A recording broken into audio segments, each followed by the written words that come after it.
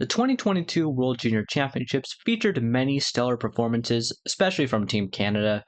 Topping them was probably Mason McTavish, who not only came within a point of tying a record for points by a Canadian player in the tournament, but he also saved a sure thing goal in overtime in the gold medal game in a moment that will likely define McTavish for the rest of his career.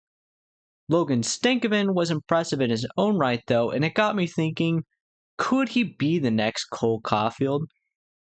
The similarities between Caufield and Stankoven are fairly obvious. They're both very short for NHL players, but they both deal with pressure pretty well. They're both gifted goal scorers, and they're both just really solid hockey players in general. One of the main differences, of course, is the fact that Stankoven hasn't played in the NHL yet, so there's always a chance that he doesn't work out at the next level. It almost looked like Caufield was going to suffer from this fate before the coaching change in Montreal last season, so hopefully the new coaching staff in Dallas can play Stankoven to his strengths, assuming he makes the team. Let's take a look at a few plays from the 2022 World Junior Championship that have me so excited to see Stankoven play for the Stars. This first play is from the gold medal game in overtime.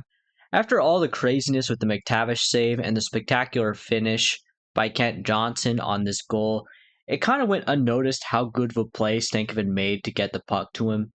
Like many plays, this one starts in the neutral zone. There's kind of an errant pass by the Finnish player. I believe this is Atu Ratu. I think he was trying to hit the guy that was going off the ice, so it ends up just becoming an area pass for whoever can get there first.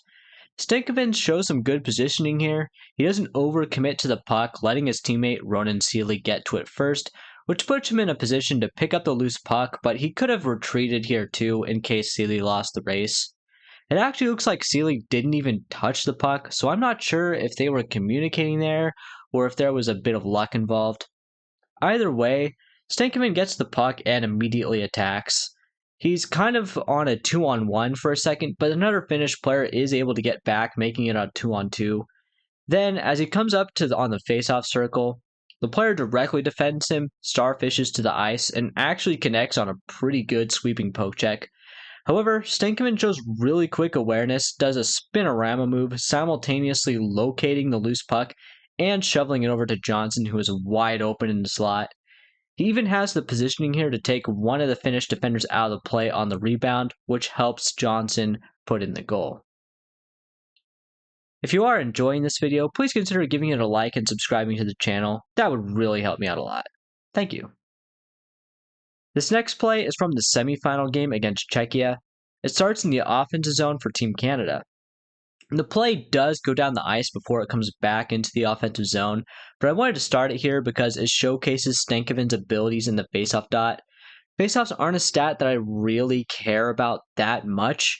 I don't think being good at draws is a huge factor for players, even centers in the NHL, but it is nice to have at least one player on your team who is very good at taking them, just for those critical situations, especially like late in the game when you're trying to protect a lead. And Stankoven could potentially be that guy. He won nearly 70% of his draws at this tournament. Anyways, Team Canada is eventually going to kind of inadvertently dump the puck in here. I think this was a pass intended for Johnson, but it hits him in the skate and goes to the corner. Johnson is able to retrieve the puck, though, and he elects to rim it around the boards. Tyson Forster then nudges the puck over to Stankoven, who retreats towards the blue line and cuts back towards the net and dishes a pass back to Forster in the slot.